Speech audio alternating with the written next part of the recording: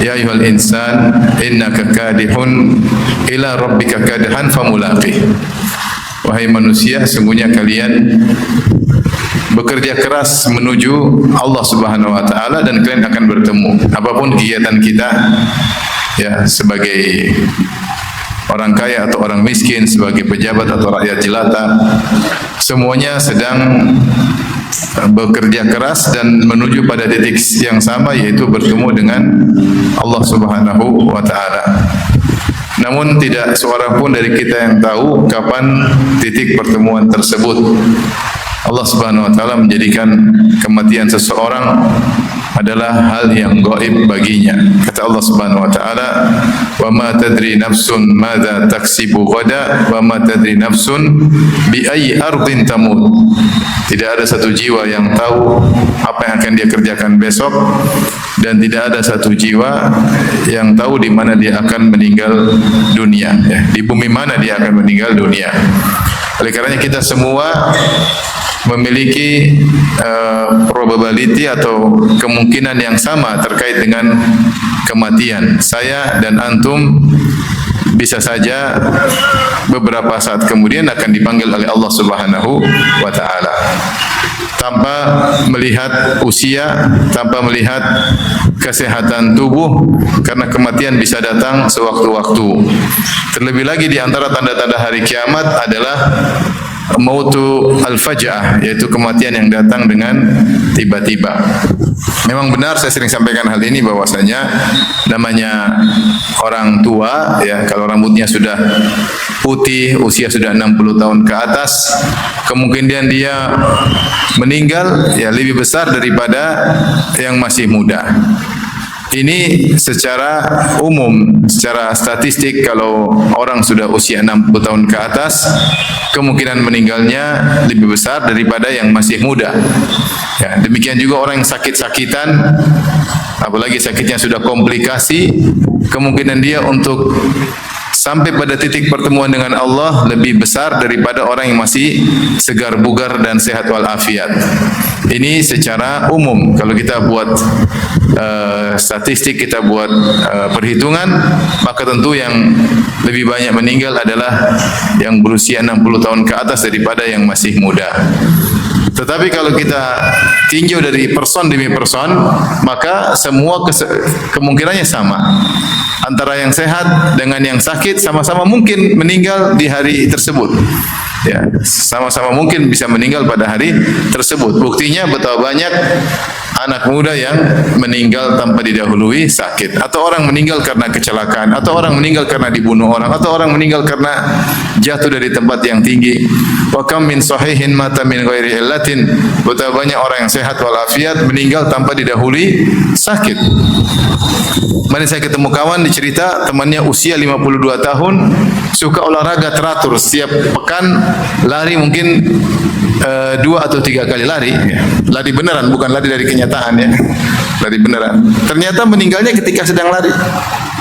Tubuh sehat walafiat, tidak didahului dengan sakit, meninggal ketika sedang olahraga. Dia olahraga untuk memperpanjang kehidupannya, memperpanjang nyawanya, tapi di saat itulah dia meninggal dunia. Dan banyak, ya, kematian-kematian yang dirasakan oleh orang-orang yang dia tidak menduga sama sekali dia bakalan dipanggil oleh Allah Subhanahu wa taala. Makanya saya ulangi, kalau secara statistik benar, orang yang sudah usia 60 tahun ke atas lebih mudah kemungkinannya, probability-nya untuk meninggal lebih besar daripada yang masih muda. Tetapi kalau secara person demi person, semua kemungkinan meninggal sama. Ya, semuanya mungkin meninggal hari ini, atau saat ini, atau besok lusa. Kita semua akan mungkin saja meninggal dunia.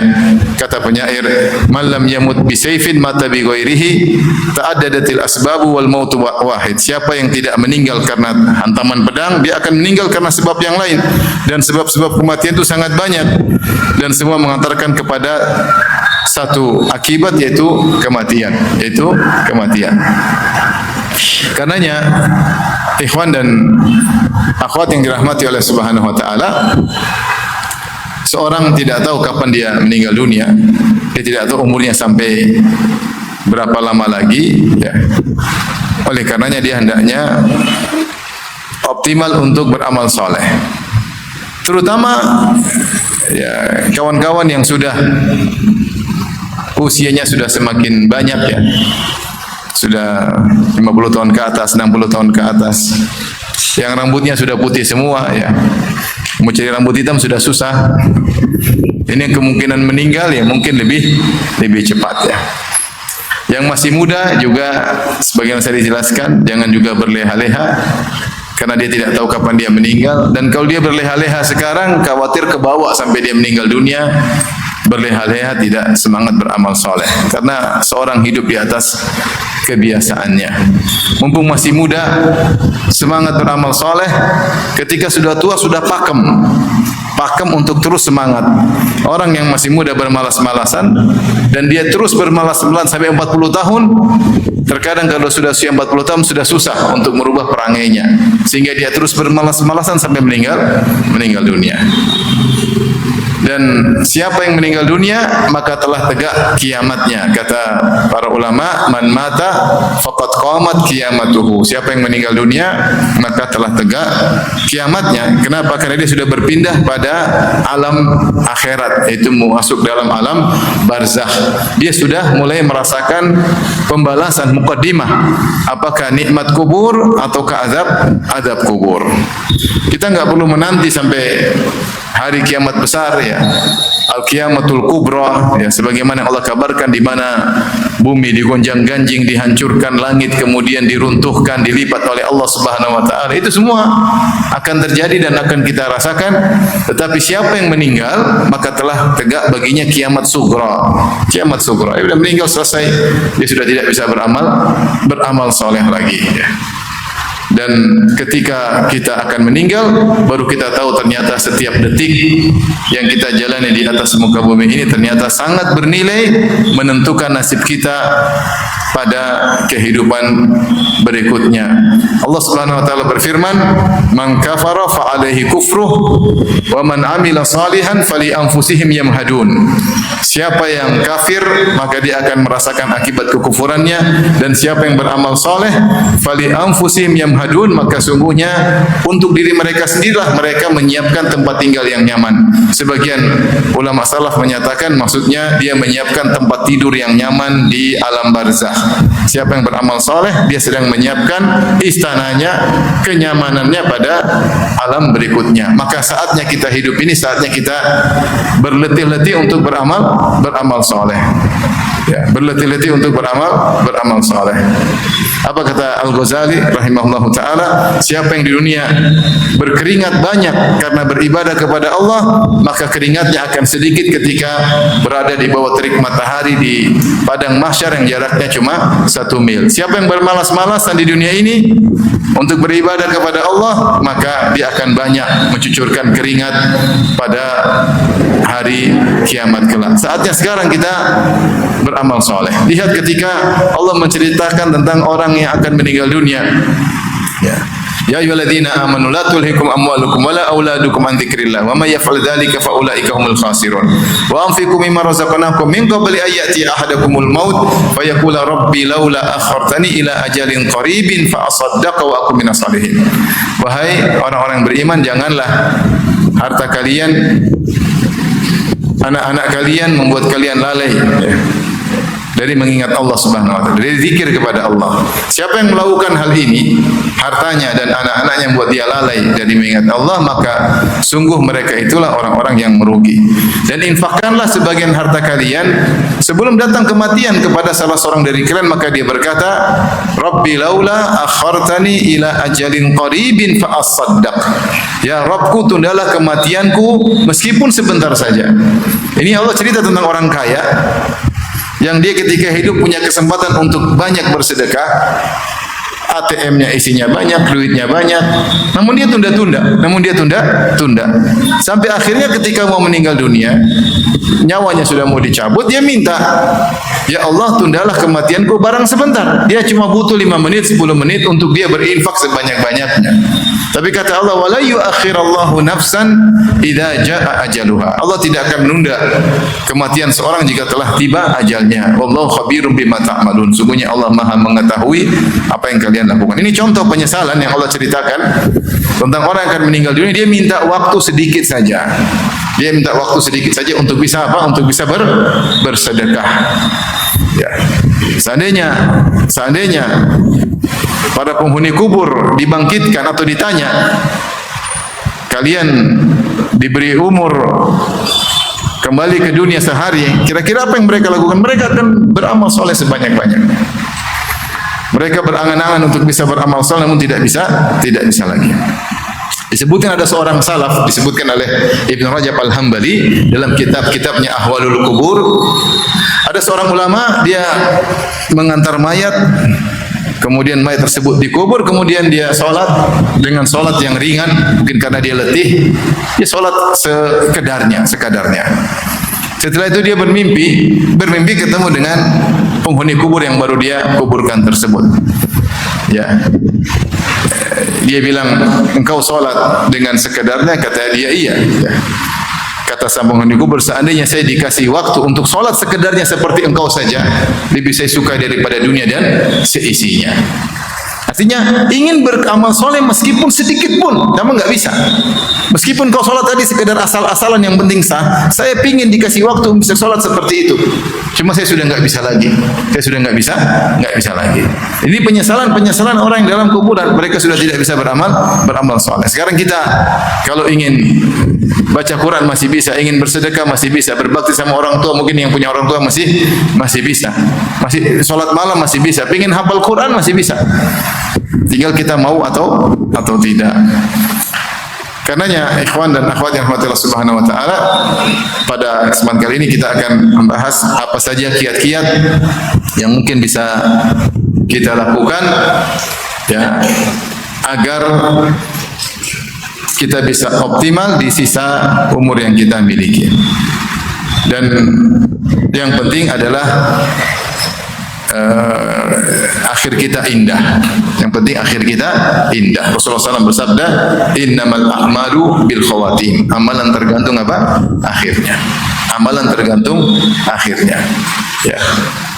Maka akhir dari kehidupan seorang seakan-akan kesimpulan dari kehidupan masa lalunya. Rasulullah SAW bersabda, man ahsana fima baqi ghufira lahu ma qad madha. Siapa yang berbuat kebaikan di akhir hayatnya, maka dosa-dosa masa lalunya akan Allah ampuni.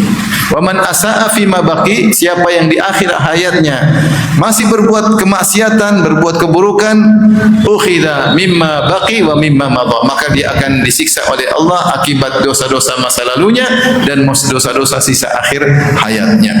Maka tidak ada kata terlambat masa lalu yang sudah berlalu. Ya, jangan kita teruskan kalau penuh dengan kesalahan-kesalahan, kita harus merubah.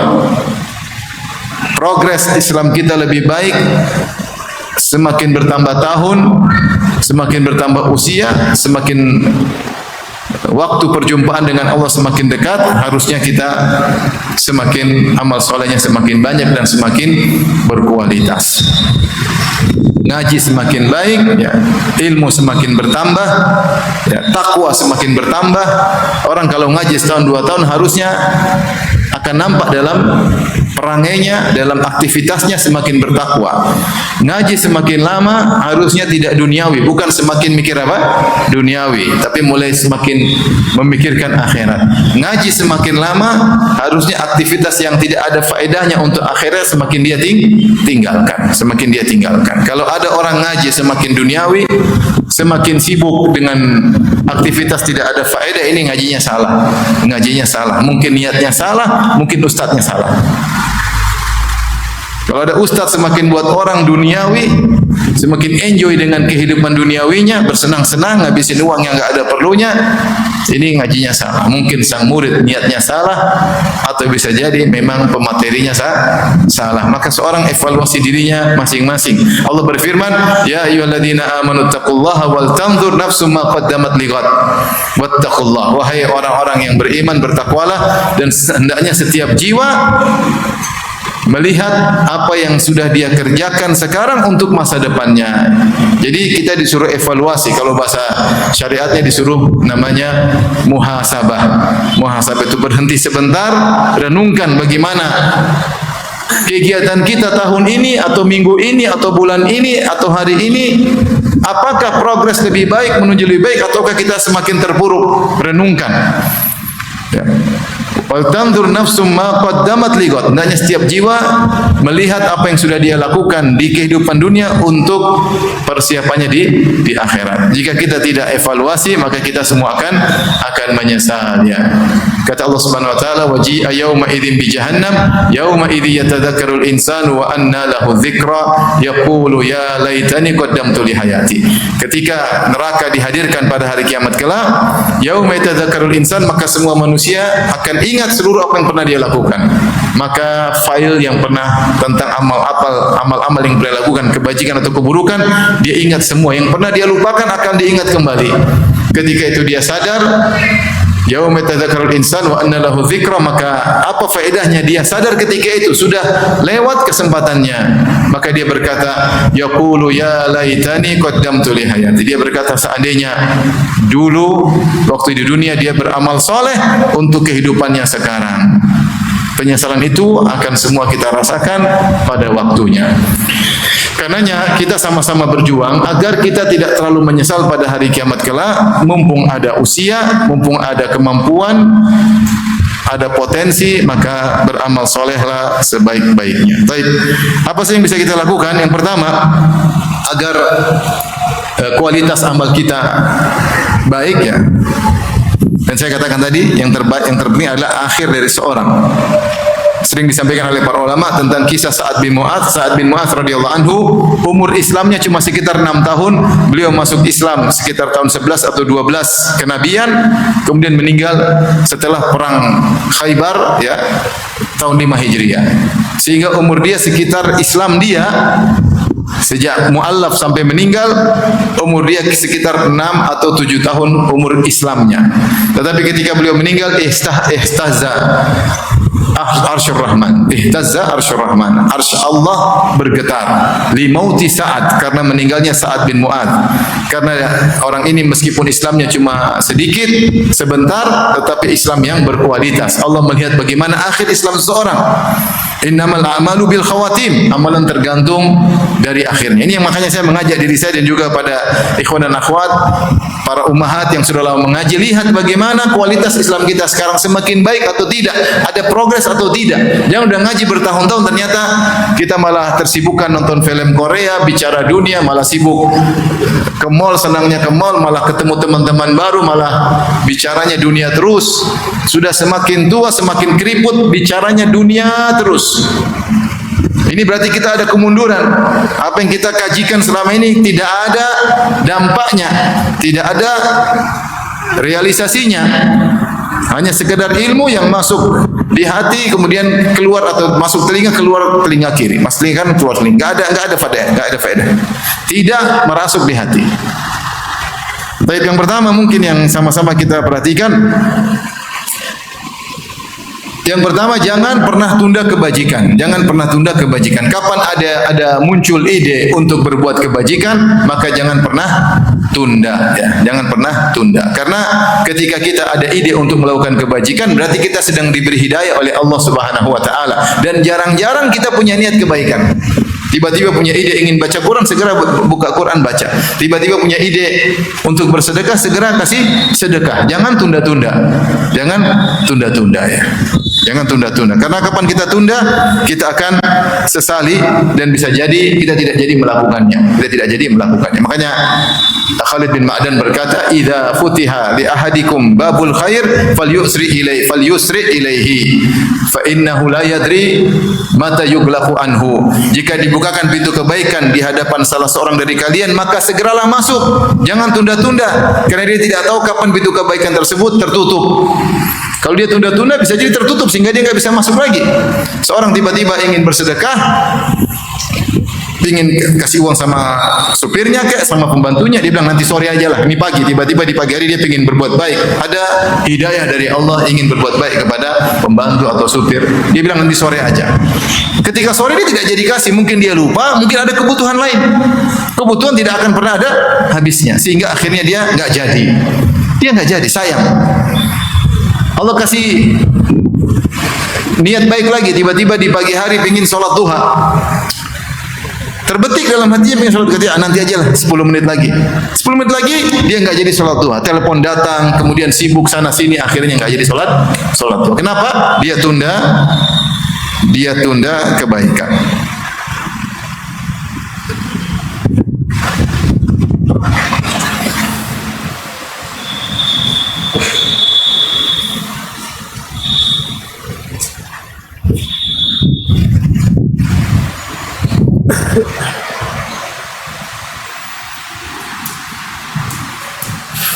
Dalam satu kisah disebutkan ada seorang alim, dia sedang fil khala, ya. Dia sedang di tempat yang mungkin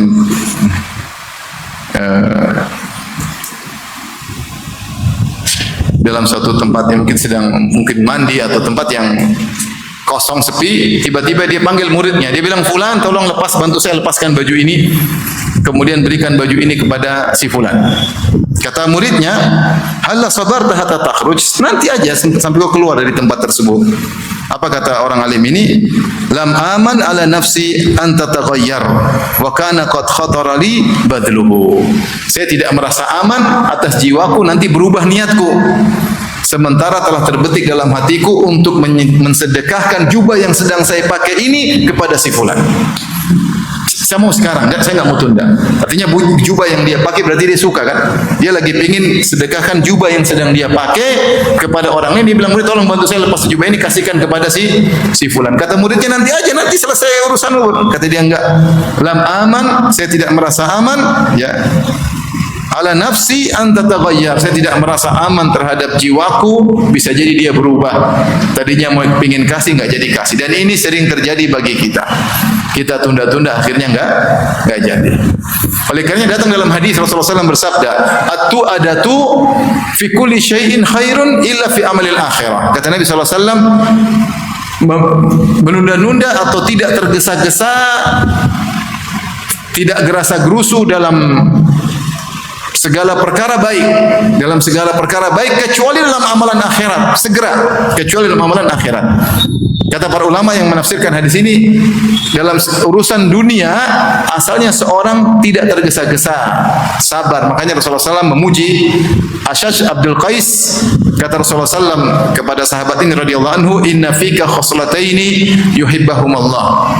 Sesungguhnya pada dirimu ada dua perangai yang Allah cintai, al-hilmu wal anat, di antaranya sifat al-anat, yaitu tidak tergesa-gesa. Kata para ulama, tidak tergesa-gesa dalam urusan duniawi itu baik.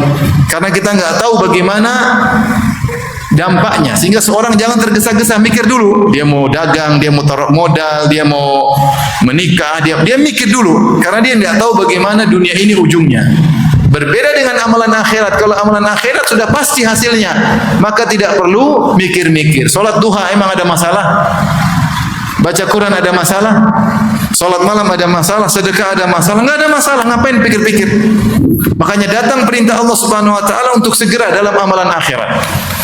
Sabiqu ila maghfiratin min rabbikum wa jannatin arduha samawati wal ard. Bersegeralah menuju ampunan Allah dan menuju surga yang luasnya seluas langit dan bumi. Segera. Fastabiqul khairat, berlomba-lombalah dalam kebajikan. Innahum kanu yusari'una fil khairati wa yad'unana raghaban wa rahaba. Sesungguhnya para nabi, kata Allah, mereka bersegera dalam amal kebajikan. Mereka bersegera. Kata Allah, sari'u ila maghfiratin, bersegeralah, cepatlah. Kata Allah tentang amalan yang menuju surga, kata Allah, wa fi dzalika falyatanafasil mutanafisun. Untuk nikmat surga maka bersainglah, kata Allah Subhanahu wa taala. Ulaika yusari'una fil khairat. Mereka itulah orang-orang yang berlomba-lomba dalam kebajikan. Jadi kalau kita lihat amal soleh, semuanya perintahnya untuk segera. Rasulullah bersabda, "Badiru bil a'mali fitanan ka qita'il lail muslim." Bersegeralah kalian melakukan amal soleh, mubadarah, segera sebelum datang fitnah-fitnah yang gelap gulita yang buat kalian bingung apa yang harus kalian lakukan dalam fitnah tersebut. Jadi kalau untuk amal soleh tidak usah ragu-ragu. Tapi kalau amal dunia disunahkan kita untuk pelan-pelan. Kemudian kalau perlu kita istikharah dulu, minta petunjuk, karena nggak ada yang jelas. Taruh modal Jangan buru-buru dulu, baru dengar cerita ini orang baik-baik ternyata penipu besar. Mau nikah jangan buru-buru dulu. Ternyata ini akhwat nggak benar ya. Seperti ada kasus orang menikah dengan akhwat, ternyata akhwat itu masih ada suaminya. Jangan buru-buru, mentang-mentang akhwatnya cantik, buru-buru. Ya tunggu dulu. Pelan-pelan, semua perkara ini kita nggak tahu ujungnya. Maka perlu ta'anni, pelan-pelan, musyawarah, istikharah. Oke, bismillah. Tapi kalau urusan akhirat, apa yang tunda-tunda? Tunda-tunda. Kapan terbetik di hati, lakukan. Jangan pernah tunda-tunda. Kapan kita tunda, maka bisa jadi kesempatan tersebut tidak berulang lagi. Ketahuilah ketika Anda diberi ide untuk beramal soleh, ketahuilah itu Allah sedang kasih hidayah kepada hati Anda. Maka realkan, realisasikan, wujudkan, jangan pernah tunda. Di antara hal yang membuat orang-orang binasa adalah taswif, menunda-nunda. Makanya dalam hadis ketika Rasulullah SAW menyebut tentang para wanita yang masuk neraka, kata Rasulullah SAW, tasaddaqna, ya ma'asyaran nisa tasaddaqna, fa inna kunna aktsara hatabi jahannam. Wahai para wanita, bersegeralah, bersedekahlah, karena kalian kebanyakan penghuni neraka jahanam. Maka seorang wanita berkata, lima ya Rasulullah, kenapa kami banyak penghuni neraka jahanam? Rasulullah sebutkan sebab-sebabnya. Di annakunna takfurnal ashir, karena kalian suka ingkar dengan kebaikan suami, tidak tahu berterima kasih kepada suami. Wa tukthirna syaka, kalian suka mengeluhkan suami kepada orang lain, mengeluh dengan tidak qanaah, mengeluh dengan kehidupan. Wa tikfirnal la'nah, kalian suka mengumpat. Di antaranya dalam sebagian riwayat, wa tusawwifnal khair, kalian suka menunda-nunda kebaikan. Kalian suka menunda kebaikan. Nanti ajalah, akhirnya tidak dikerjakan. Dikerjakan. Oleh karenanya kalau ingin kita mengoptimalkan sisa umur kita, kapan ada ide kebaikan jangan pernah tunda. Ini pertama. Jangan pernah tunda. Karena kalau tunda-tunda nggak jadi. Makanya seorang tadi seperti tadi dia mengatakan, kenapa nggak tunda wahai guru? Sekarang saya takut hati saya berubah. Karena kita punya ide untuk bersedekah, kadang kita tunda-tunda, pikir panjang, akhirnya nggak jadi. Di antara sebabnya Allah berfirman, asy-syaitanu ya'idukumul faqr. Setan menakut-nakuti kalian dengan kemiskinan. Ini ada ide tiba-tiba lihat orang miskin, saya pingkas dia uang 500.000. Pikir lagi, setan datang. Janganlah. Nanti kalau kau 500.000, nanti kau nggak bisa ini, nggak bisa anu. Ditakut-takutin untuk miskin. Mau sedekah 100 juta, setan datang. Anak-anakmu belum punya deposit, penuhi dulu deposit anak-anak. Seakan-akan Allah tidak menanggung rezeki mereka. Akhirnya nggak jadi bersedekah, nggak jadi. Karena ada setan datang nakut-nakuti kita. Asy-syaitanu ya'idukumul faqra wa ya'murukum bil fahsya. Setan menakut-nakuti kalian dengan kemiskinan dan mengajak kalian untuk perbuatan keji. Kata para ulama sebagian ahli tafsir, perbuatan keji maksudnya pelit. Kau punya uang tapi kau pelit itu keji. Kecuali kau enggak punya uang. Ya. Ini gara-gara nunda-nunda bisa berubah semuanya. Bisa berubah. Oleh karena kalau urusan akhirat jangan tunda-tunda. InsyaAllah. Jadi kalau terbetik mau sedekah jangan tunda-tunda, langsung keluarin uang. Kalau nggak ada ya sudah, qadarullah. Kalau ada jangan ragu-ragu. Lihat orang di jalan ada duit, kasih aja. Jangan ragu-ragu. Nanti akan jadi kebiasaan. Udah kebiasaan nikmat. Dapat ide langsung kasih, Jangan ragu-ragu. Tiba-tiba lagi merenung, tiba-tiba ingat kawan lama. Kawan saya gimana? Dulu waktu saya masih nakal-nakal, dulu dia yang sering traktir saya. Ya. Dulu dia baik meskipun dia belum dapat hidayah. Dulu yang waktu neraktir minum khamr dia yang bayar dulu. Mudah-mudahan dia sekarang sudah dapat hidayah. Ingat, langsung telepon, minta nomor rekening, kirim, jangan ragu-ragu. Ingat tante tiba-tiba dulu masih kecil, tante yang antar saya ke rumah sakit. Ya Allah, sekarang gimana nasibnya? Sekarang sudah punya duit. Minta nomor rekening tante, kirim. Jangan ragu-ragu. Angka 10, 0-nya 6. Bismillah. Saldo nggak cukup, ya kurangin 0-nya 5 kalau nggak cukup. Sebenarnya takut. Rezeki datang dan pergi. Lagi menggebu-gebu, jangan tunda. Engkau tunda 5 menit bakalan enggak jadi. Beneran nih, 5 menit aja kau tunda bisa jadi enggak jadi. Tadi kata seorang ulama tadi, fa inilah aman ala nafsi. Saya tidak rasa aman dengan hatiku, anta tagoyak akan berubah. Memang kalau kita kasih baju semua orang, kita enggak akan kembali baju tersebut. Allah akan kasih caranya Allah Subhanahu wa taala. Tiba-tiba lagi main di rumah teman, pengin sholat duha, langsung sholat, enggak usah ragu-ragu. Allahu Akbar, jangan takut riya. Jangan takut dibilang, tumben sholat duha, tumben batukmu. ini setan ini yang bikin saya enggak jadi apa. Enggak usah pakai bismillah. Tiba-tiba di mobil lagi pengin istighfar, astagfirullah.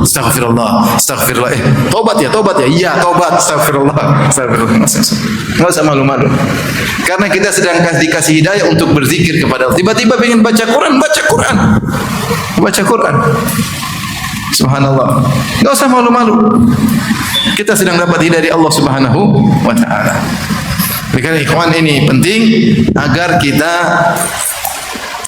amal kita di akhir hayat kita berkualitas. Yang kedua, usahakan setiap amal yang kita lakukan sekarang kita mulai naikkan kualitas kita. Kita setiap hari sholat 5 waktu.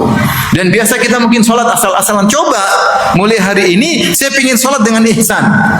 Saya ingin sholat dengan merasa saya sedang melihat, sedang berada di hadapan Allah. Sebagaimana penghuni surga melihat wajah Allah pada hari kiamat kelak. Saat itulah mereka sangat cinta kepada Allah, sangat merasakan kelezatan melihat wajah Allah, sangat berharap kepada Allah di surga kelak. Nah, sekarang seakan-akan saya sedang berhadapan dengan Allah. Ini kalau kita pergi menghadap gubernur, menghadap pejabat kita serius, sekarang saya merasa sholat sedang berhadapan dengan Allah. Dialah Allah yang berikan saya nikmat, dialah yang menentukan nasibku di alam barzah, dia yang menentukan nasibku di akhirat, dia yang menentukan kebahagiaanku, dia yang beri hidayah kepada aku, dia yang menjauhkan aku dari segala keburukan. Saya sekarang melapor kepada dia. Allah merasa di hadapan Allah. Kualitas sholat pasti berubah. Kalau tidak mampu merasakan demikian, yakinlah Allah sedang mengawasi. Innallaha kana 'alaikum raqiba. Sungguhnya Allah mengawasi kalian. Raqib yaitu melihat dan mengawasi. Ibarat orang kalau di pinggir pantai, di atas markab tempat pengawasan, kemudian dia melihat dengan detail pakai alat apa itu namanya? Apa namanya? Teropong, saya sudah lupa. Teropong. Keker. Dia kan melihatnya dengan jelas dan serius.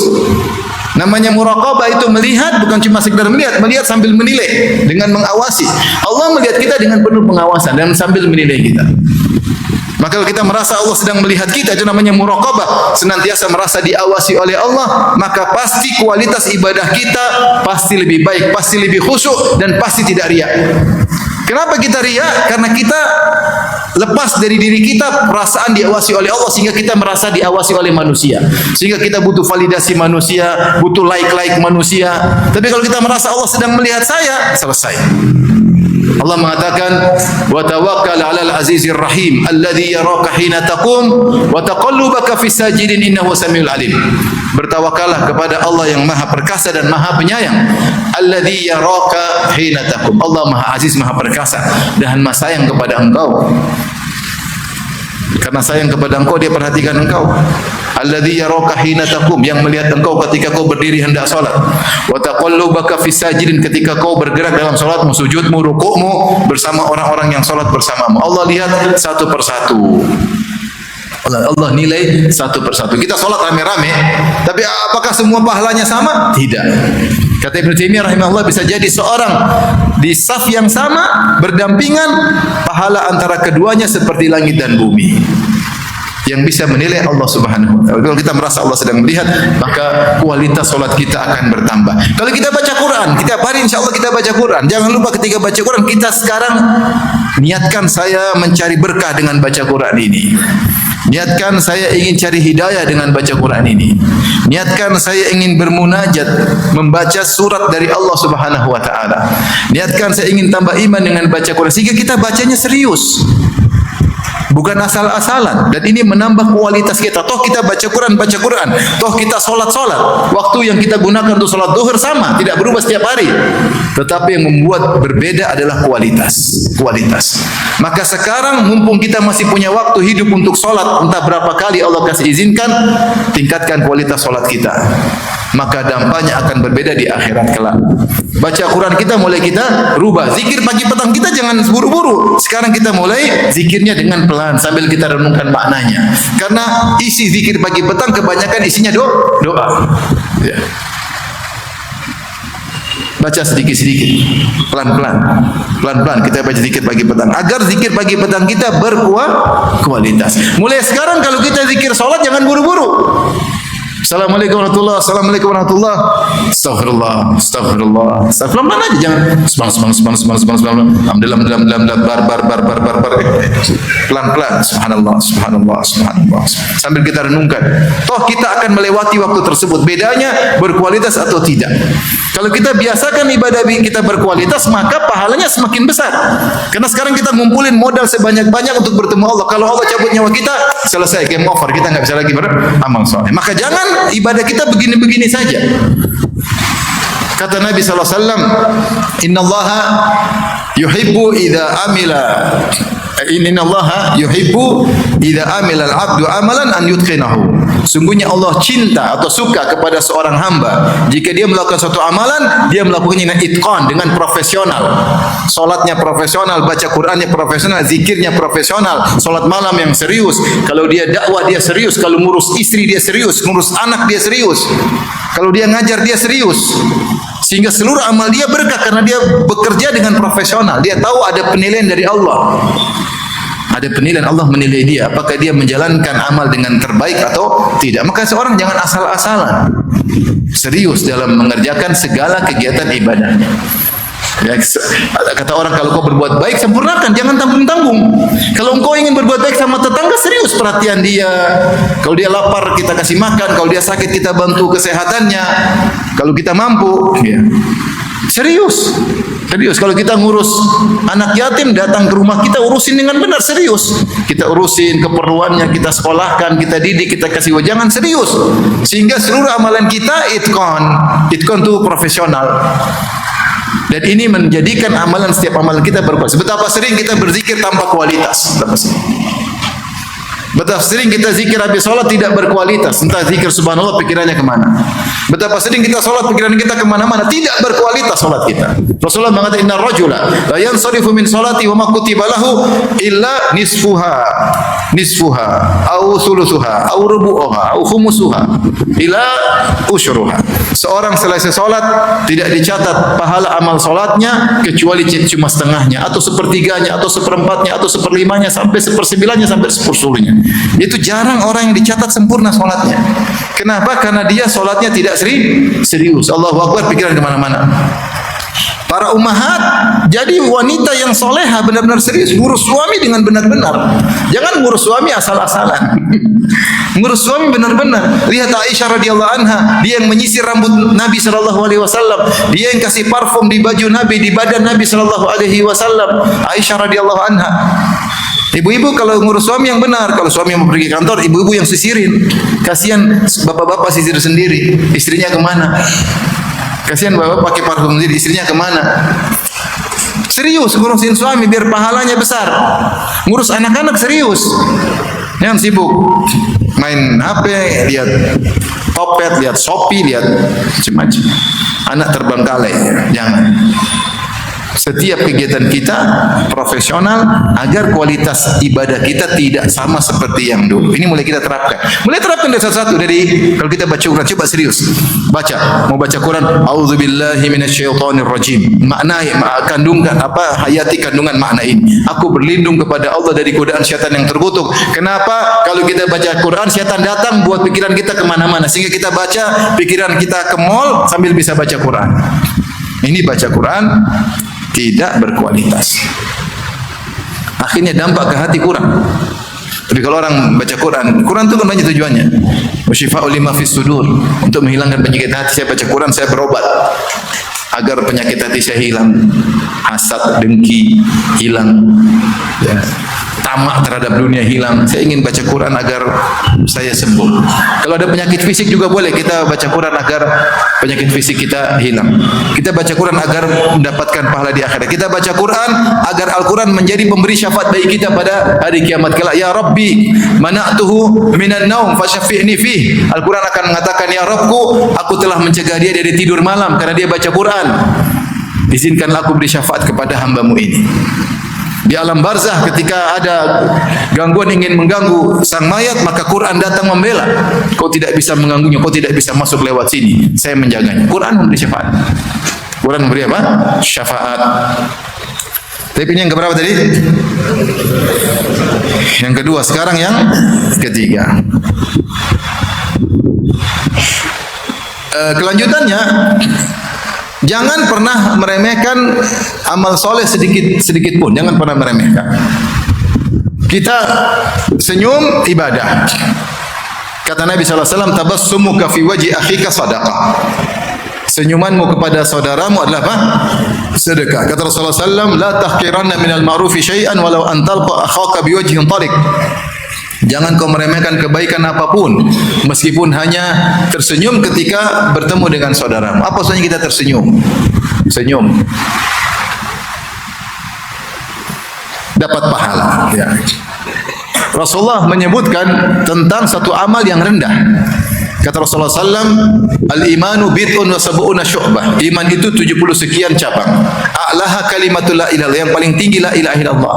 Wa adnaha imatatul adha anit tariq, yang paling rendah menghilangkan gangguan dari jalan. Itu iman yang rendah, artinya pahalanya sedikit. Tetapi meskipun imannya rendah, iman ini rendah, adnaha kata Nabi yang paling rendah dari cabang-cabang keimanan menghilangkan gangguan dari jalan. Ternyata Rasulullah sebutkan ada orang masuk surga gara-gara menghilangkan gangguan dari jalan. Ada seorang laki jalan, tiba-tiba dia melihat ada dahan atau ranting dahan pohon yang mengganggu di jalan. Maka dia berkata, la yu'zil mu'minin. Jangan sampai dahan ini mengganggu kaum mukminin. Maka dia pun menjauhkannya. Allah pun ampuni dia dan Allah masukkan dia dalam surga. Jadi masalahnya pahala itu hak prerogatif Allah. Terserah Allah mau kasih berapa, terserah Allah. Minimal 10 kali lipat, lebih dari itu terserah Allah. Buktinya ada amal-amal yang dianggap sepele bisa bikin orang masuk surga. Contoh yang kedua, tentang wanita pezina yang beri minum kepada seekor anjing. Bainama kalbun yutifu bi raqiyyin kada yaqtuluhu al-atash idh ra'athu baghiyun min baghaya bani Israil. Ketika ada seekor anjing yang kehausan kemudian muter-muter di sebuah sumur, dia ingin minum tapi enggak bisa karena kalau dia menyemplung sumur dia mati. Tiba-tiba dilihat oleh seorang wanita pezina dari Bani Israel, maka dia kasihan. Maka dia pun turun, dia ambil air, kemudian fasaqathu, kemudian dia isi air di sepatunya, kemudian dia berikan kepada anjing tersebut. Anjing tersebut faghafarallahu laha bihi, maka Allah ampuni dia gara-gara amal yang sederhana tersebut. Cuma kasih makan anjing. Urusan pahala urusan Allah. Bisa jadi Allah lihat karena keikhlasannya, bisa jadi Allah melihat karena inginnya dia dapat pahala, niatnya tadi agar tidak mengganggu kaum muslimin, kasihan kepada anjing tersebut. Mungkin dia tulus ikhlas, tidak mengharapkan pujian sama sekali. Karena apa yang diharapkan dari anjing tersebut? Kecuali dia sambil YouTuber ya mungkin bikin apa konten ya mungkin, tapi dia nggak bikin konten, nolong anjing aja. Anjingnya nggak bilang syukran, nggak ada, gogok nggak selesai, minum pergi. Keikhlasan yang buat dia diampuni oleh Allah Subhanahu wa taala. Bahkan 1 dirham bisa mengalahkan 100.000 dirham. Kata Nabi sallallahu alaihi wasallam, sababa dirhamun mi'at alfi dirham. Sekeping dirham mengalahkan 100.000 dirham. Kok bisa ya Rasulullah? Kata sahabat, kata Rasulullah SAW, ada seorang punya harta cuma 2 dirham. Dia miskin, punya harta cuma 2 dirham. Kemudian dia ambil salah satunya, kepingan dirham, diambil kepingan dirham yang terbaik, dia sedekahkan. Yang satunya punya juta atau juta-jutaan dirham, diambil 100.000 dirham dia sedekahkan, tidak pengaruh bagi dia. Tapi yang satu pengaruh. Hartanya tadinya 100% menjadi 50% karena harta dia cuma 2 dirham. Ternyata 1 dirham ini mengalahkan 100.000 dirham. Pahala urusan Allah Subhanahu wa taala. Rasul mengatakan seorang bersedekah dengan sedekah yang sedikit meskipun sebutir kurma, tapi dari hasil yang halal, maka Allah terima sedekah tersebut. Fayurabbiha kama yurabbi ahadukum fuluwahu. Lalu Allah kembangkan sedekah tersebut yang halal tadi dari hasil yang halal, sebagaimana salah seorang dari kalian mentarbiyah, merawat kudanya dari kecil sampai gede. Jadi ini ibarat bahwasanya Allah perhatian terhadap sedekah yang halal tadi. Allah tidak, ini cuma sedikit, enggak. Allah tidak demikian. Orang Arab dahulu punya beberapa hewan ternak, di antaranya kambing, di antaranya onta, di antaranya kuda. Yang paling mereka perhatikan kuda. Adapun kambing, onta yang penting makan selesai. Tapi kalau kuda harus dirawat dengan baik, dilatih untuk bisa lari cepat, dilatih fisiknya, makanya diperhatikan dengan lebih perhatian besar. Untuk menggambarkan bahwasanya sedekahmu yang sedikit itu jangan kau sepelekan kalau kau ikhlas dari hasil yang halal, dari keringatmu. Tidak ada syubhat di dalamnya sama sekali. Benar-benar kau cari dengan cara yang halal, meskipun sedikit, jangan kau remehkan. Allah akan kembangkan hatta takunu kaljabal, sampai besar seperti gunung, kata Nabi SAW. Jangan meremehkan kebaikan. Maka jangan pernah meremehkan 2 rakaat yang kau lakukan di tengah malam. Jangan pernah meremehkan. Itu urusan Allah pahalanya. Kebangun pingin solat 2 rakaat, jangan remehkan. Jangan remehkan sedekahmu meskipun sedikit kepada kerabatmu.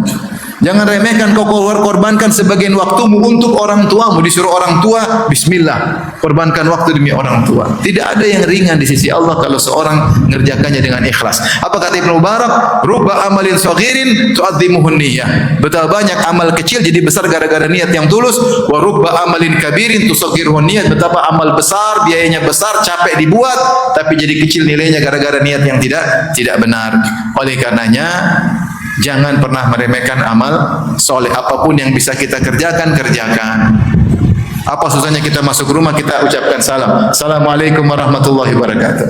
Atau sebagian pendapat mengatakan assalamu alayna wa ala ibadillahi shalihin. Bismillahi kharajna, bismillahi walajna. Apa susahnya kita mau makan, kita bilang bismillah. Setelah makan, alhamdulillah at'amani hadza ta'am wa razaqani min ghairi hawli wala quwwah. Apa, jangan pernah sepelekan. Apa susahnya kita masuk WC sambil berdoa, Allahumma inna a'udzubika minal khubuthi wal khaba'ith. Bismillah, Allahumma. Apa susahnya? Kita keluar WC kita ghufranaka. Apa susahnya? Jangan pernah meremehkan amal soleh. Apa usahanya kalau kita pakai sendal kaki kanan dulu baru kaki kiri? Apa usahanya kalau kita lepas sendal kiri dulu baru kanan? Apa susahnya? Sunnah Nabi SAW. Yang sepele-sepele itu jangan kita remehkan. Urusan pahala urusan siapa? Allah Subhanahu wa taala.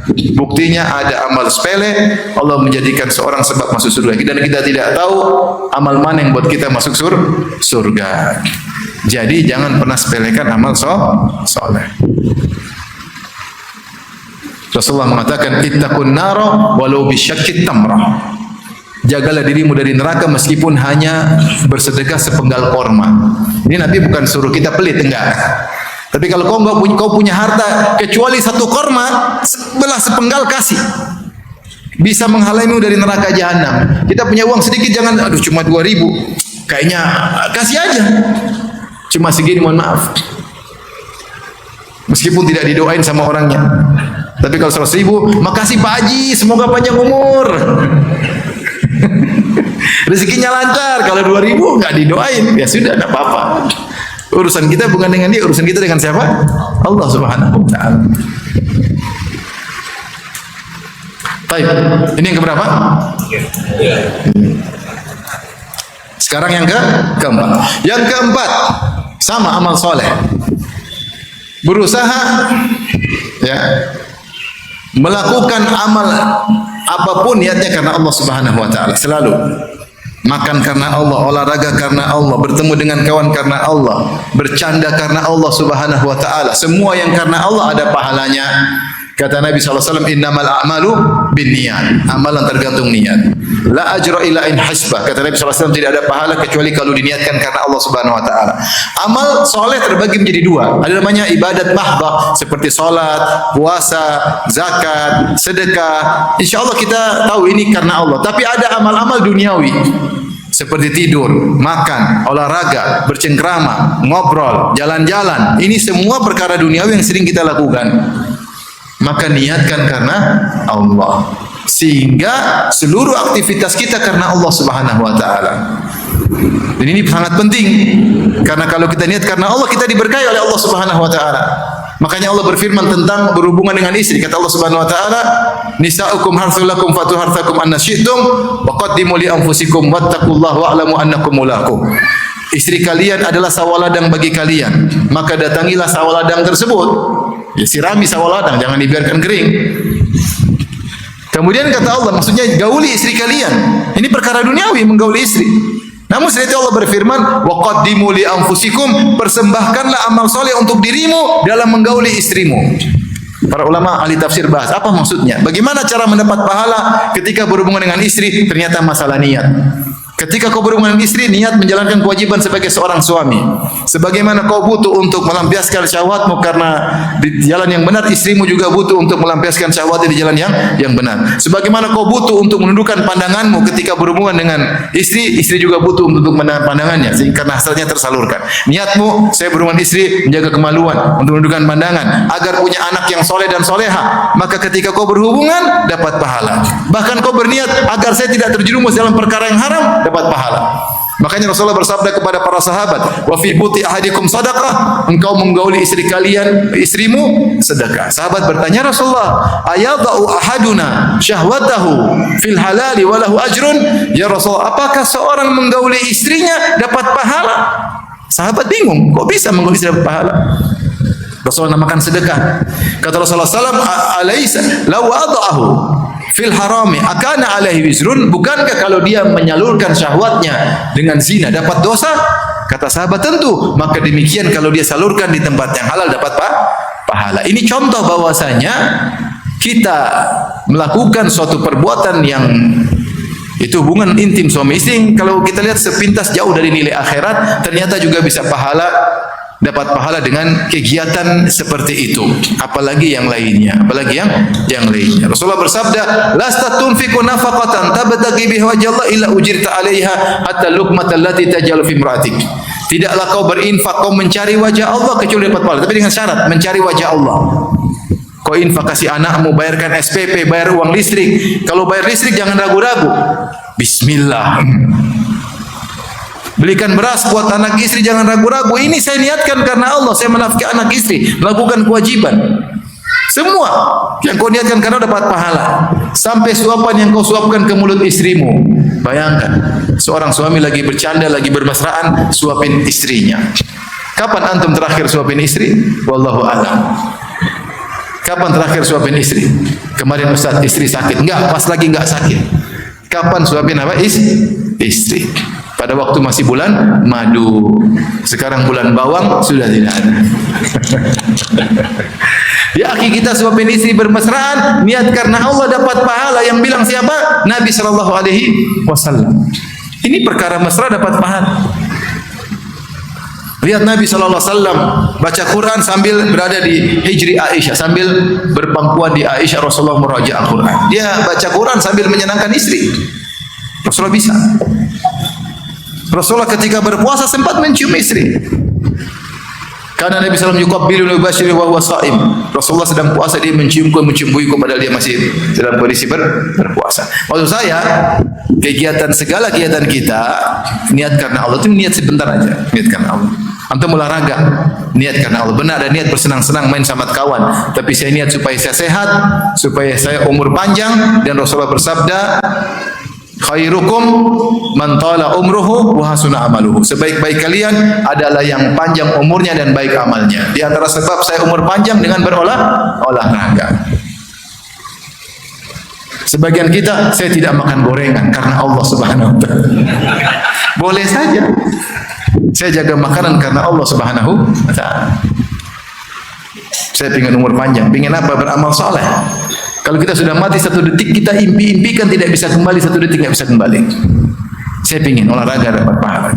Saya tidur supaya saya tidur cepat, supaya saya bisa bangun salat malam, bisa salat witir, supaya saya tidak terlambat ke masjid. Apa kata Mu'adz bin Jabal? Inilah ahtasibu qaumati ya naumati kama ahtasibu qaumati. Aku berharap dapat pahala dengan tidurku sebagaimana aku berharap dapat pahala dengan salat malamku. Yaitu apa? Seorang sebelum tidur niat karena Allah.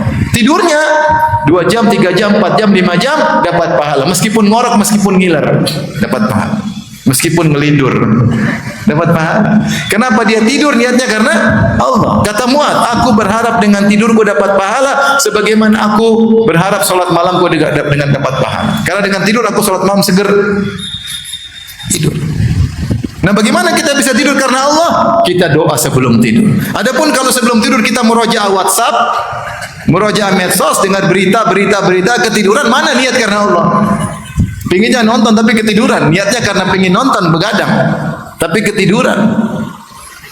Nggak ada. Sudah berapa tahun kita tidur tanpa niat karena Allah? Rugi. Setiap tidur asal tidur saja. Jam-jam dilewati tanpa ada pahala. Maka sekarang kita rubah, kalau mau aktivitas kita niat karena Allah. Mau kuliner, menyenangkan anak istri karena Allah, membahagiakan orang, dapat pahala enggak? Dapat pahala. Ajak anak jalan-jalan ketika liburan, niatnya supaya mereka semangat lagi kalau balik ke pondok, kalau sekolah semangat lagi, maka diajak senang-senang biar dekat dengan anak-anak. Dapat pahala. Dapat pahala. Belikan emas buat istri, dapat pahala enggak? Belilah makanya. Menyenangkan istri dapat pahala, agar semakin cinta dan semakin sayang. Dituntut kita semakin cinta, semakin sayang kepada istri kita. Ngobrol sama istri dapat pahala enggak? Dapat. Sebelum tidur apalagi? Sunnah Nabi SAW, kata Ibnu Abbas, bitu inda khalati Maimunata fatahaddatsa Nabi SAW ahli sa'atan tsumma raqada. Aku mendengar Nabi ngobrol sama istrinya Maimunah sebelum tidur, kemudian Nabi tidur. Ngobrol sama istri dapat pahala. Niatnya karena Allah, supaya tumbuh kasih sayang. Semakin semua kegiatan yang menumbuhkan cinta kasih sama istri dapat pahala. Di antaranya obrolan sebelum tidur. Banyak kita bisa dapat pahala. Saya tanya sama antum, bisa enggak antum beli mobil karena Allah? Bisa enggak? Bisa beli mobil ya buat menyenangkan istri, buat kalau pengajian mudah, kalau mau silaturahmi bersafar mudah punya mobil. Niat beli mobil supaya bisa beribadah dapat pahala. Tapi bisakah antum beli jam 5 miliar karena Allah? Bisa enggak? Ada enggak bisa beli jam 5 miliar karena Allah? Bisa enggak? Enggak bisa. Gimana 5 miliar karena Allah? Namanya israf, berlebih-lebihan, bahlul. Makanya dengan karena Allah itu kita juga terkontrol. Belikan tas, berapa harganya dek? Sayang 200 juta. Bisa kau beli tas 200 juta karena Allah? Gimana karena Allah? Buat apa 200 juta? Wala tusrifu, jangan berlebih-lebihan. Tas 1 miliar berlebih-lebihan. Maka dengan karena Allah ini kita terkontrol. Kita mau ngapa-ngapain, bisa nggak ini karena Allah? Kalau nggak bisa ya berarti jangan. Karena kita akan ditanya oleh Allah, kenapa, kemana kau belanjakan? Maka ini diantara cara yang efektif membuat hidup kita berkah, karena setiap yang kita kerjakan karena Allah Subhanahu wa Ta'ala. Seperti itu cuma butuh nggak sampai 1 detik karena nggak sampai 1 detik, nggak sampai 1 detik niat karena Allah Subhanahu wa Ta'ala. Baik, yang keberapa sekarang? Yang kelima, di antara agar kita bisa banyak beramal soleh di akhir hayat kita, pelit dengan waktu, jangan buang-buang waktu. Mereka dahulu para salaf bahwasanya waktu mereka lebih berharga daripada emas dan perak.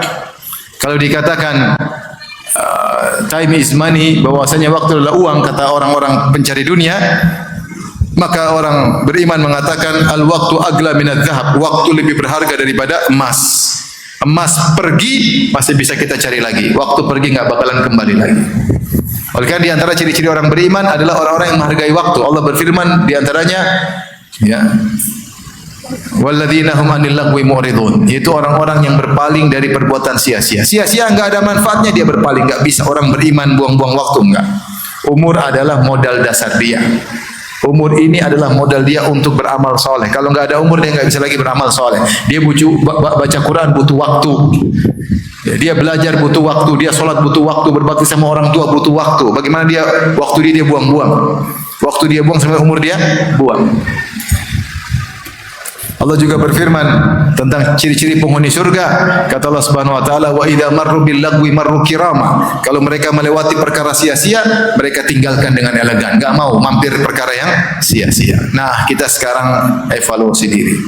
Betapa banyak waktu kita habis untuk nonton medsos yang tidak ada ujungnya.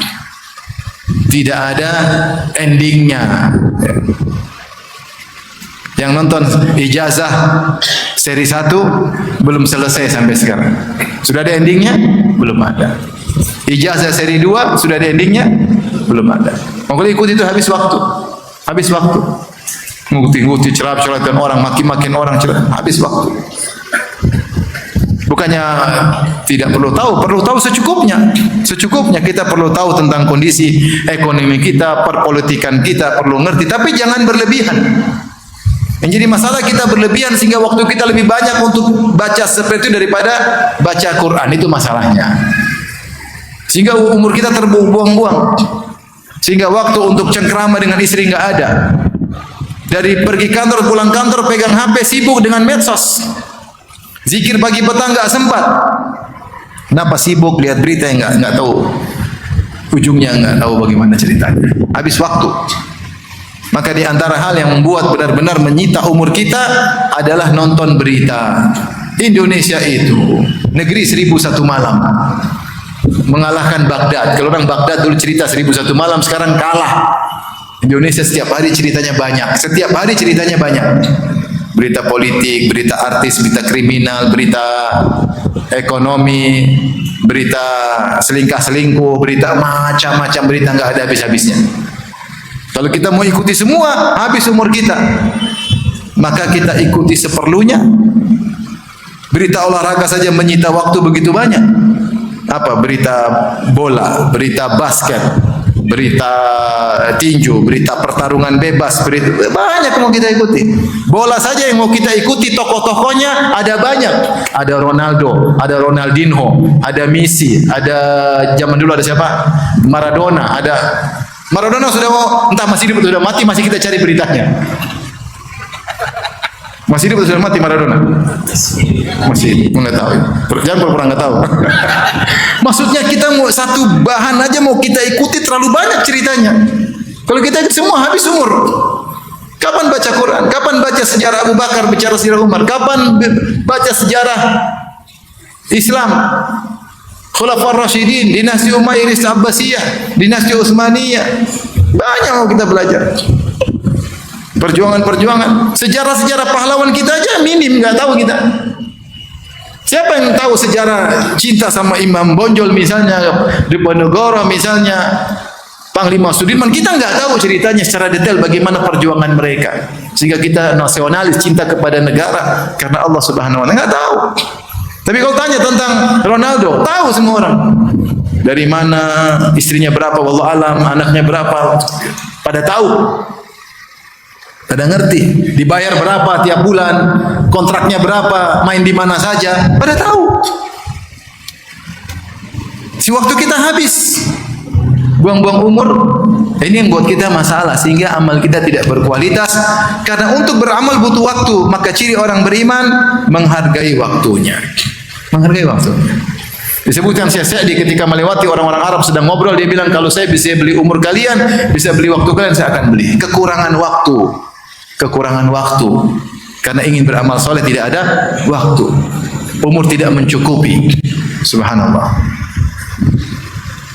Makanya bagaimana Syekh Sa'di ketika sedang sakit dia tulis buku. Buku yang judulnya Wasail Mufidah, Al-Wasail Al-Mufidah lil Hayati Sa'idah. Yaitu sarana-sarana yang bermanfaat untuk meraih kehidupan yang bahagia. Dia tulis kapan? Ketika sedang sakit. Dia tulis cara-cara bahagia.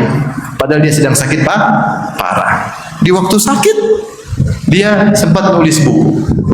Tidak menyia-nyiakan waktu. Luar biasa. Syekh Utsaimin kalau untuk mendengar kisahnya, sampai dia menjelang meninggal dunia, sampai dia sakit, dia tetap isi ceramah di Masjidil Haram di ruangan khusus, muridnya dengar dari luar. Di musim di Masjidil Haram waktu iktikaf dia tetap memberikan ceramah sementara dia di atas pembaringan dalam kondisi sakit sampai akhirnya meninggal dunia. Enggak mau buang-buang waktu. Kita waktu buang-buang. Oleh karenanya ikhwan, kurangi ngobrol. Kita ini hobi ngobrol enggak? kumpul ngobrol 1 jam 2 jam, ngobrol secukupnya, timbul kasih sayang, cinta kasih. Tapi kalau ngobrol 1 jam, sudah itu bukan cinta kasih lagi, sudah bicara ngalur ngidul, bosen, kok kamu aja dari materinya itu aja, bosen. Tapi kalau ngobrol 15 menit, 20 menit, setengah jam, oke lah, melepas kasih sayang, ada obrolan yang terarah. Tapi kalau 1 jam, 2 jam, bahan bicaraan habis, mulai gibah, namimah, cerita macam-macam, buang-buang umur.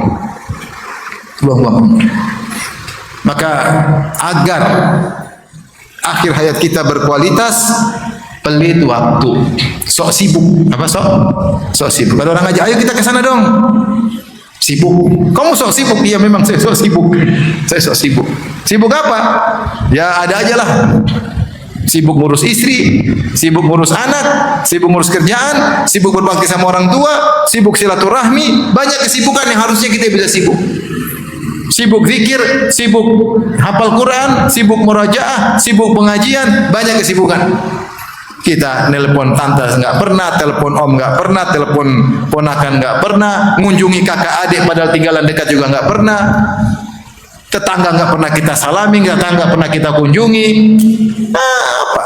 Tapi kalau medsos punya waktu terus, nonton berita punya waktu terus, komentar punya waktu terus, menganalisa punya waktu terus. Padahal analisanya juga ada yang dengar. Habis umur kita sibuk dengan fitnah-fitnah dunia. Inilah kondisi kita di akhir zaman. Makanya Rasulullah bersabda, al-ibadatu fil harji ka hijratun ilayya. Ibadah di musim fitnah seperti hijrah kepadaku. Pahalanya besar seperti hijrah. Karena di musim fitnah orang jarang ibadah, sibuk ngurusin fitnah. Maka minta tolong kepada Allah. Allahumma a'inni ala dzikrika wa syukrika wa husni ibadatik. Ya Allah, tolonglah hambamu ini yang lemah agar bisa mengingatmu dan agar bisa bersyukur kepadamu dan agar bisa beribadah dengan baik kepadamu. Tapi sekarang yang keberapa?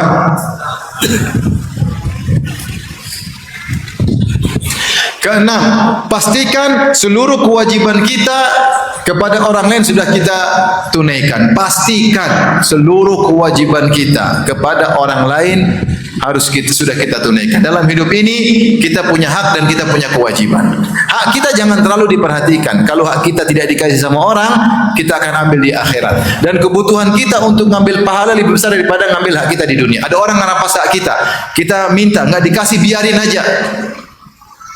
Nanti di akhirat lebih kita butuhkan. Kita butuh pahala. Duit kita ambil juga buat apa sih? Buat apa? Ada orang punya hutang, kita tagih, dia nggak bayar-bayar, padahal dia punya harta banyak, dia kabur nggak mau bayar. Udah, biar nanti di akhirat. Toh kita ambil uang tersebut juga nggak begitu banyak keperluan, kita masih bisa makan, masih bisa hidup. Ada orang rampas tanah kita, dipatok, dibuat sertifikat baru. Kerja sama sehingga tanah kita dicaplok, ya sudah. Kita berusaha ngurus, nggak punya duit untuk ngurus, ya udah ambil aja. Nanti di akhirat saya ambil. Ada orang maki-maki kita, ya udah jangan dibantah, biar maki aja. Nanti di akhirat saya ambil.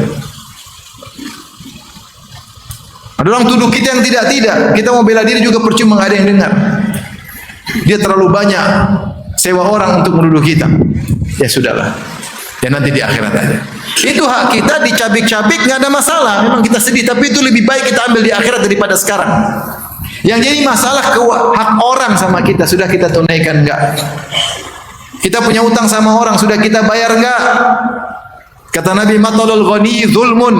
Menunda-nunda bayar utang padahal kau mampu, kezaliman. Kau mampu, kau tidak bayar, zalim.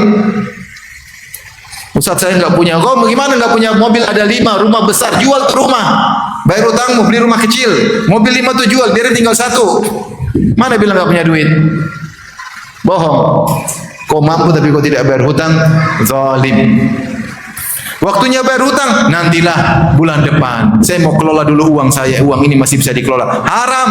Waktunya sudah jatuh tempo, kau tidak bayar, dosa. Haknya orang kau tahan-tahan. Dosa. Hak masalah duit. Hak terkait muamalah. Sudahkah kau menunaikan hak kedua orang tuamu? Sudahkah kau berbakti kepada kedua orang tua? Mereka punya hak untuk kau berbakti kepada mereka. Renungkan dirimu, kau anak berbakti atau tidak? Adakah pengorbanan buat kedua orang tuamu? Adakah waktumu untuk mengunjungi kedua orang tuamu? Adakah waktumu untuk mijit mereka, bercengkrama dengan mereka? Mereka rindu ingin ngobrol sama anak-anak. Mereka rindu melihat cucu-cucu mereka. Sudahkah kau tunaikan kewajiban kepada orang tuamu? Hak sama istri sudah kasih belum? Istri sudah dikasih sandang, pangan, papan enggak? Rumah udah ada enggak buat istri? Rumahnya privasi atau campur dengan keluarga kita? Hak istri punya hak untuk rumah privasi. Tidak bercampur dengan mama, bapak kita, kakak adik kita. Dia punya hak untuk privasi. Sudahkah kita tunaikan? Sudahkah kita sudah belikan baju buat mereka? Sudahkah kita kasih makan mereka? Kalau istri sudah gemuk, sudah selesai tugas, aman. Sudahkah kita cengkrama dengan dia? Sudahkah kita memperhatikan perasaannya? Anak-anak, sudahkah kita urus? Cuma kasih makan aja itu kita didik, kita ajarin, ajak ke masjid, kita ajak ngobrol, kita kasih arahan. Sudahkah kita lakukan itu? Atau kita sibuk ngajarin orang di luar, anak tidak kita ajarin? Allah Maha tahu, masing-masing ada haknya. Sudahkah kita sibuk ceramah, bicara agama sama teman-teman, sama anak enggak pernah bicara agama? Anak punya hak untuk kita ngobrolin masalah agama dengan anak-anak. Nah, ibu-ibu apalagi? Sudahkah tunaikan hak suami? Hak suami banyak, harus tahu. 1, 2, 3, 4, 5, 6, 7, 8, 9, 10, banyak haknya. Sudah dijalankan belum? Kalau keluar harus minta izin, sudah jalankan belum? Kalau terima tamu harus minta izin, tidak boleh asal terima tamu. Mau kakak, mau adik ke rumah kasih tahu suami, tidak boleh asal suruh masuk aja, tidak boleh. Kalau diajak keranjang, jangan diajak ke dapur. Orang ajak keranjang malah ngajak kuliner, jangan. Diajak keranjang harus taat. Suami lagi kepingin harus dipenuhi hasratnya. Taat kepada suami. Kalau disuruh kepada yang baik, iya, nggih, dalam, ya. Harusnya gitu. Bukan moh.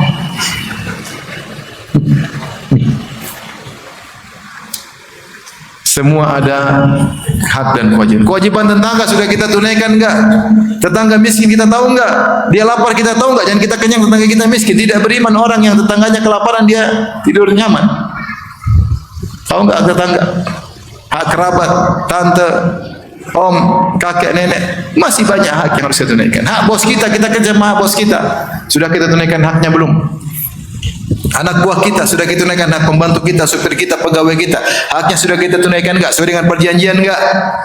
Berusaha kita tidak meninggal kecuali seluruh hak orang lain sudah kita tunaikan. Jangan sampai kita zalimi orang satupun. Pastikan hal tersebut. Karena kalau kita ada zalimi orang, kita binasa pada hari kiamat kelak. Kata Nabi, az-zulmu zulumatun yaumal qiyamah. Kezaliman akan menjadi kegelapan yang bertubi-tubi pada hari kiamat kelak. Kalau kita ketemu mereka di akhirat, kebaikan kita akan diambil sama mereka. Kita transfer kebaikan kita kepada mereka karena banyak hak mereka tidak kita tunaikan. Kita transfer ke istri kita, transfer ke anak kita, transfer ke orang tua kita, transfer ke tetangga kita. Transfer karena hak mereka tidak kita tunaikan. Waliyadzubillah, maka waspada, jangan sampai meninggal dalam kondisi menzalimi orang. Kalau antum hidup ini punya masalah sama orang, pasti kita punya masalah. Tidak ada orang hidup tanpa masalah. Pastikan ketika kau punya masalah sama orang, kau di posisi yang menang, di posisi yang benar. Jangan sampai kau punya masalah ternyata kau yang salah. Makanya ketika Umar bin Khattab radhiyallahu anhu ditikam, kata Umar, siapa yang menikamku? Majusi atau Muslim? Majusi. Kata Umar, alhamdulillah yang menjadikan orang yang membunuhku bukan orang Muslim. Saya tidak ingin masalah dengan orang Muslim di akhirat kelak, kata Umar bin Khattab radhiyallahu anhu.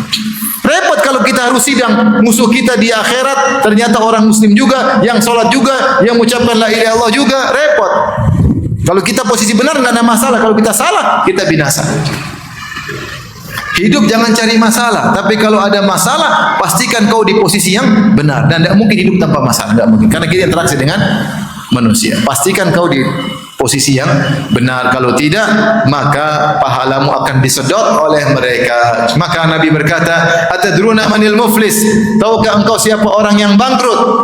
Kata sahabat, al-muflisu fina man la dinar lahu wala dirham wala mata. Orang bangkrut di antara kami ya Rasulullah, itu orang tidak punya dinar, tidak punya dirham, tidak punya emas, tidak punya perak, tidak punya aset. Rasulullah jelaskan, al-muflisu min ummati. Orang bangkrut dari umatku. Siapa orang bangkrut itu? Hartanya banyak terus ludes. Itu namanya bangkrut. Maka Rasulullah mengatakan, itulah kebangkrutan yang hakiki di akhirat. Man ya'ti yaumal qiyamah bisolatin wa zakatin wa siyamin. Orang yang datang pada hari kiamat bawa pahala salat, bawa pahala sedekah, bawa pahala puasa. Wa ya'ti wa qad syatama hadza. Ternyata di dunia pernah maki si fulan. Wa daraba hadza, dia pernah pukul temannya. Wa akhadha mala hadza, dia pernah mengambil harta temannya. Wa safaka dama hadza, dia pernah menumpahkan darah temannya. Wa qadhafa hadza, dan dia pernah dulu temannya dengan tuduhan tidak. Ya.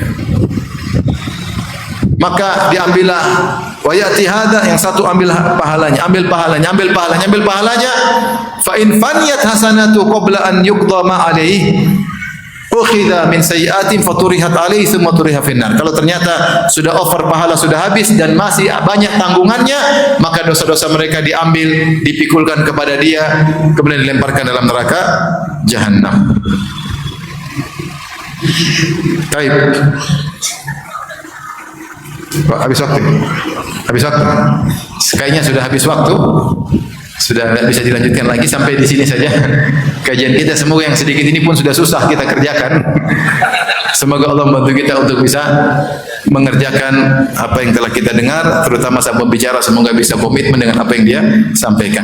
Allah Ta'ala alam bisawab.